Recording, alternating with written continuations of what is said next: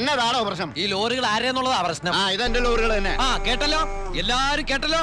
കള്ള സ്പിരിറ്റുമായിട്ട് വന്ന ഈ 3 ലോറികളും നമ്മുടെ ബഹുമാനപ്പെട്ട വർക്കിച്ചിന്റേതാണെന്ന്. അപ്പനെ പറയുന്നേ ഇത് നമ്മുടെ ലോറികളല്ല. അത് തന്നെയാണോ ഞാനും പറയാൻ വന്നത്. ഇത് നമ്മുടെ ലോറികളല്ല.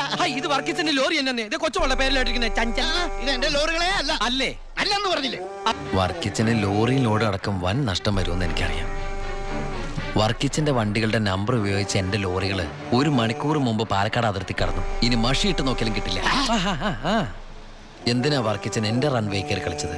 അതുകൊണ്ടല്ലേ ഞാൻ കയറ്റി കളിച്ചത്. ഇനി എന്റെ റൺവേ കയറി കളിച്ച ഇതൊരു സാമ്പിൾ വെടിക്കട്ട. തൃശൂർ പൂരം കാണാൻ പോകുന്നേ ഉള്ളൂ.